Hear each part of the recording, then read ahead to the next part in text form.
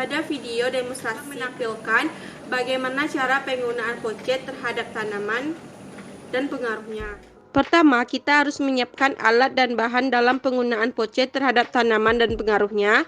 Untuk alatnya terdiri dari wadah kecil 1 buah, sendok 1 buah, sadingan halus 1 buah, polybag berukuran 20 cm x 25 cm 2 buah, sendok semen berukuran sedang 1 buah, sarung tangan plastik sepasang, buku 1 buah, alat tulis 1 buah, penggaris 1 buah, dan label berukuran sedang 2 buah. Untuk bahannya terdiri dari biji kacang hijau 4 buah, air secukupnya, dan media tanam tanah yang sudah dicampur sekam. Kedua, cara prosedur kerja penggunaan pocet terhadap tanaman dan pengaruhnya. Pertama, rendamlah biji kacang hijau dengan air biasa semalaman. Dua, selanjutnya pilihlah biji yang direndam dengan cara memilih biji kacang hijau yang tenggelam. Tiga, kemudian masukkanlah media tanam tanah yang sudah dicampur sekam ke ukuran polybag 20 cm x 25 cm.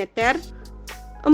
Masukkanlah 2 buah biji kacang hijau masing-masingnya ke dalam polybag A dan polybag B dengan cara ditunggal. Lalu basahilah media tanam sampai seluruh media tanam basah dan berilah label. Jika salah satu dari biji kacang hijau dalam polybag sudah tumbuh, maka buanglah biji yang lainnya untuk memudahkan pengamatan. 5. Berikanlah perlakuan yang berbeda terhadap polybag A dan polybag B. Polybag A berfungsi sebagai kontrol dan letakkanlah polybag tersebut di tempat yang tidak terkena sinar matahari secara langsung, lalu siramlah dengan air 2 kali sehari.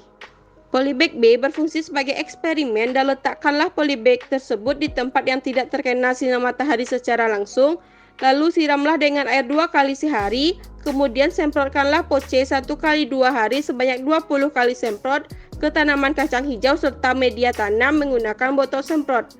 Penyemprotan pupuk organik cair ekoenzim pertama dimulai pada sore hari setelah biji ditanam. 6. Lakukanlah pengamatan selama 6 hari dengan mengukur tinggi tanaman.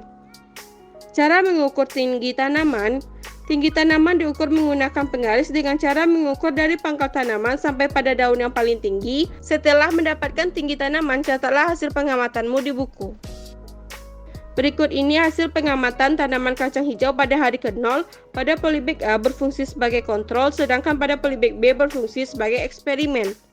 Setelah 2 hari, hasil pengamatan tanaman kacang hijau didapatkan bahwa pada polybag A mendapatkan tinggi tanaman sebanyak 1,4 cm, sedangkan pada polybag B mendapatkan tinggi tanaman sebanyak 4,4 cm. Berikutnya hasil pengamatan tinggi tanaman kacang hijau. Pada hari ke-4 didapatkan bahwa pada polybag A mendapatkan tinggi tanaman sebanyak 10,5 cm, sedangkan pada polybag B mendapatkan tinggi tanaman sebanyak 11,6 cm.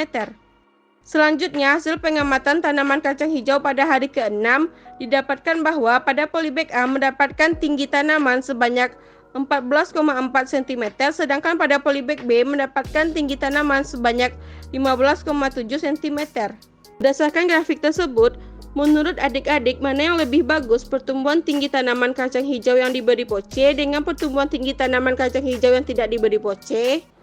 Sekian pembuatan dan penggunaan pupuk organik cair ekoenzim. Mudah bukan caranya? Kakak harap adik-adik dapat mencobakannya secara mandiri. Semoga bermanfaat. Sekian dan terima kasih.